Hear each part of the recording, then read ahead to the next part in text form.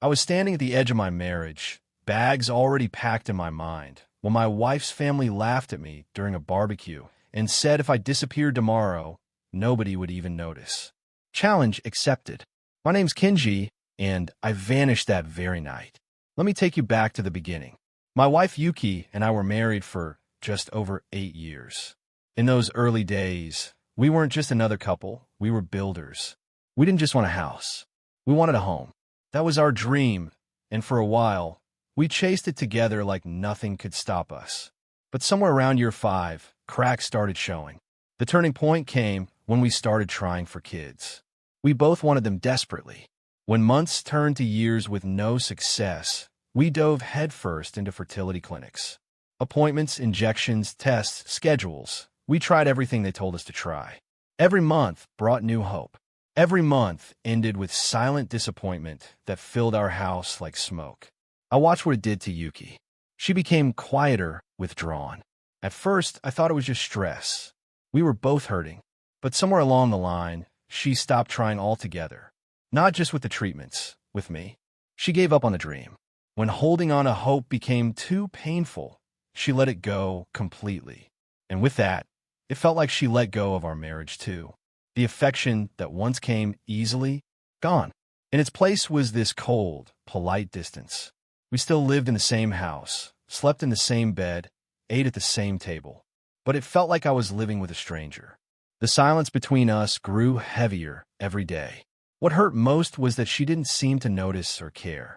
She had shut down emotionally, and I told myself that love meant holding on, even when the other person let go. Then, about a year before everything finally broke down, her sister Akira showed up at our door. She'd just gone through a nasty split with her husband.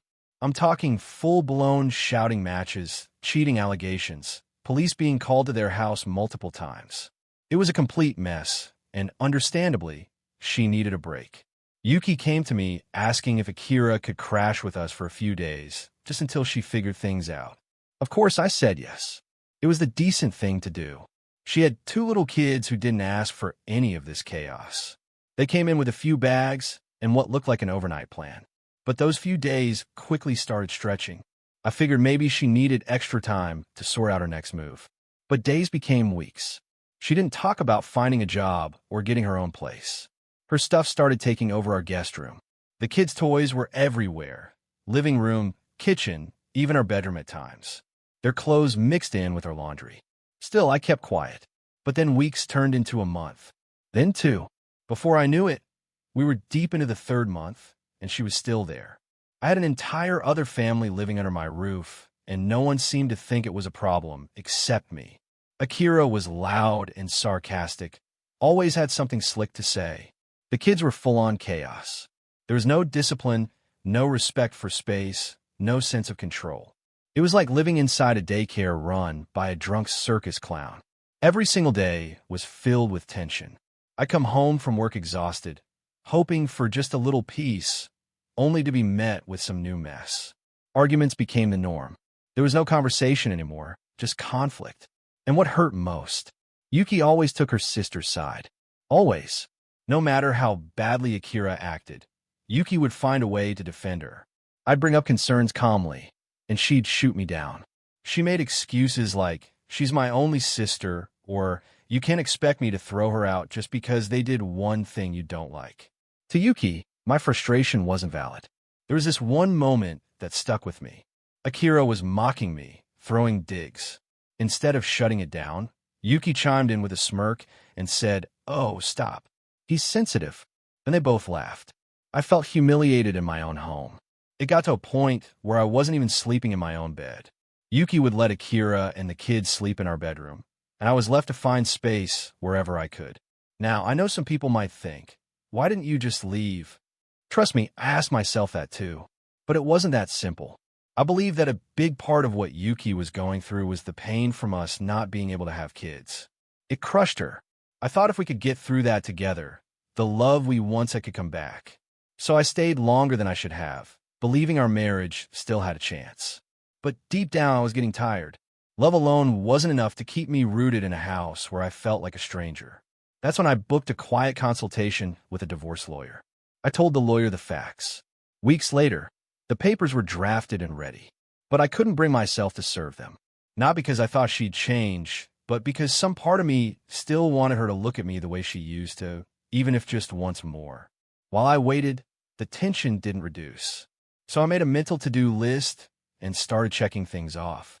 First, I quietly packed essentials, clothes, documents, sentimental items, and stored them in old moving boxes. I labeled them vaguely, just in case anyone found them. Then I rented a small storage unit outside of town, paid in cash. It was the kind of place no one would ever think to look. I started moving boxes there, a few at a time. I opened a new bank account under a different name variation, bought a new phone, even picked out a new city, somewhere smaller, quieter. I planned it all down to the hour. If my marriage were to end, I was ready to vanish like a ghost. But I didn't pull the trigger because despite everything, I still loved her. Somewhere deep inside, under all that hurt and exhaustion, I was still holding on to the woman I married. One Saturday, I went out to clear my head. When I pulled back into my driveway, there were more cars than usual lining the street. Laughter echoed from the backyard.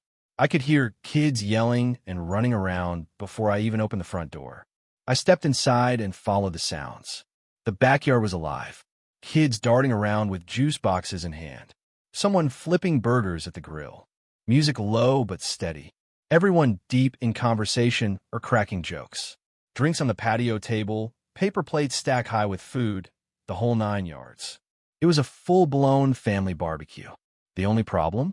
I didn't know a damn thing about it. I paused at the door, taking it all in. It was like walking into someone else's party in your own house.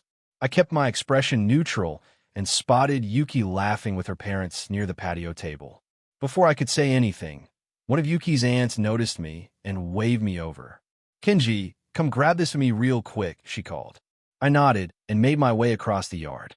I've never had issues with the extended family.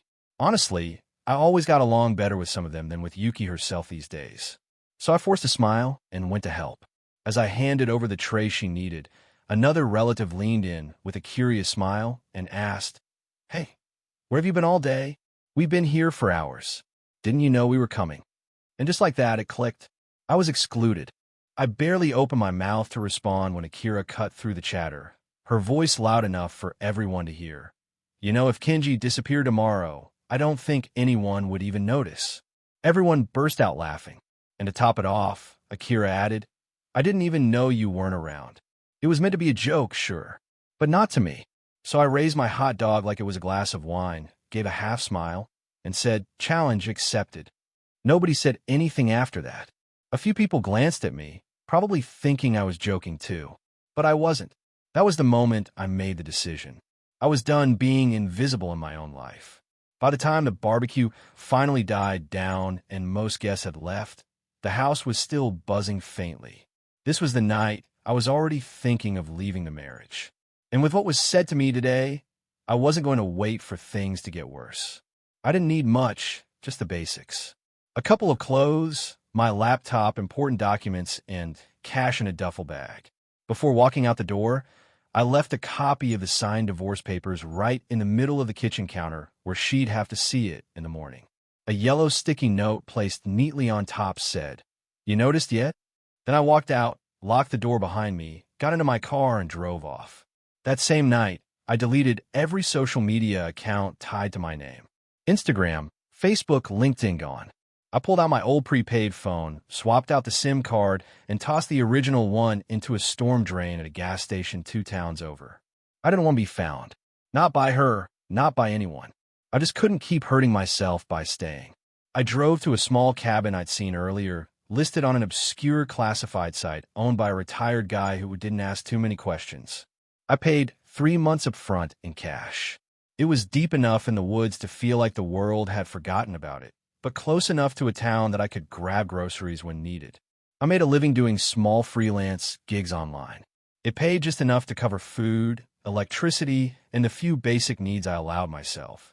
The days bled into each other. No schedule, no pressure. I'd wake up to the sound of birds. Weeks turned into months. My beard grew out. I started eating better, sleeping deeper, thinking clearly. Not once did I check on Yuki, because I finally realized I didn't need to. That chapter was closed. No good ever comes from reopening a wound just to see if it still bleeds.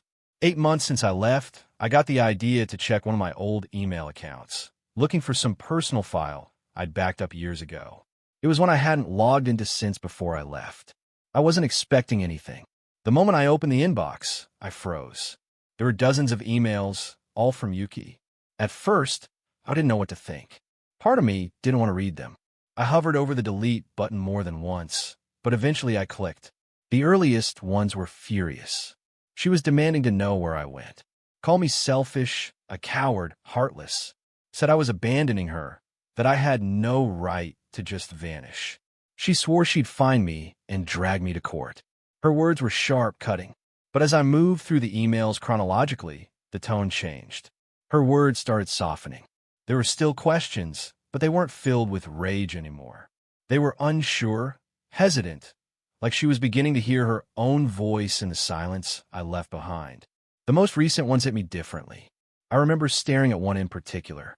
She said the bank had started sending warnings about mispayments, that foreclosure might be coming. She admitted she was working 2 jobs now, trying to keep the house afloat. Said she had to send Akira and the kids away. They weren't helping, she wrote, like she finally saw what I had been trying to explain for years. In one message, she said, "I get it now. I understand why you were so distant. I just wish I hadn't been so blind." Another one read, "I wish you'd come home. Not because I need help, but because I miss you. Because I finally understand what you gave up trying to hold everything together." Then came the one that took the wind out of me. She wrote, "I was stupid. I took you for granted. I thought you'd always be around no matter how much I ignored you. I still haven't signed the divorce papers. I keep hoping one day you'll walk through the door." I sat there staring at that screen. I won't lie to you. I felt something. My chest ached reading those words. I knew that side of her, the side that could love deeply, the side that wanted to build something with me once. Maybe this was that version of her finally pushing through the noise. But feelings aren't enough sometimes. For years, I stayed in that house, convincing myself that love would fix things, that time would heal. But now, even reading those emails, as emotional as they were, I didn't know if I could ever step back into that life. At this point, it had been exactly a year since I vanished. A full year of living off the grid, cutting ties, and breathing freely for the first time in a long time. I only went into town once every couple of weeks for supplies. That day, I stopped by this little coffee shop I'd come to like. It was tucked away on the edge of the city. I walked in, ordered my usual, and was waiting at the pickup counter when I heard someone say my name. At first, I ignored it.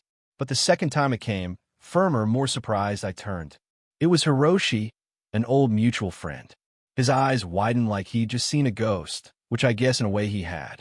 We exchanged awkward small talk. I kept it brief, didn't give much away.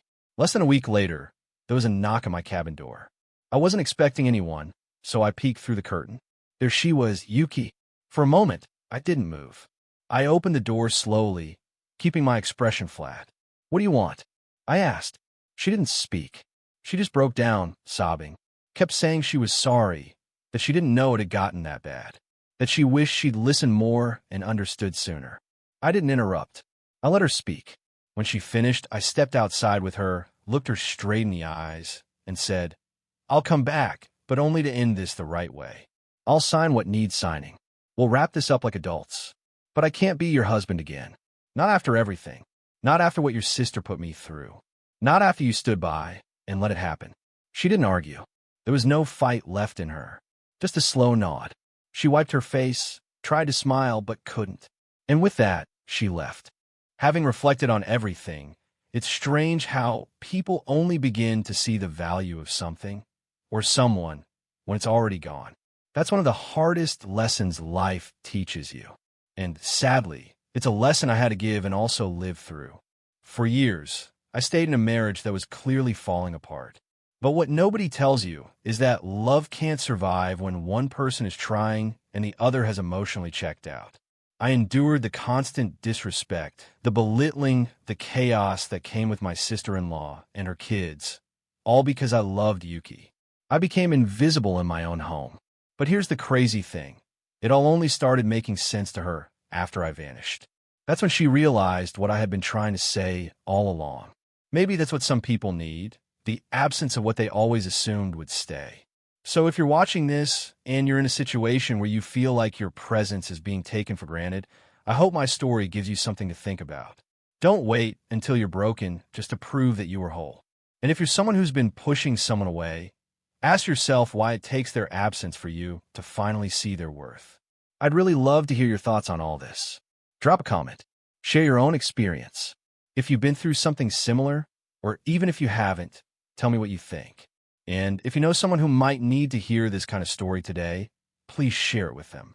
You never know who's sitting quietly with their bags already packed, just waiting for one more reason to disappear. Thanks for being here.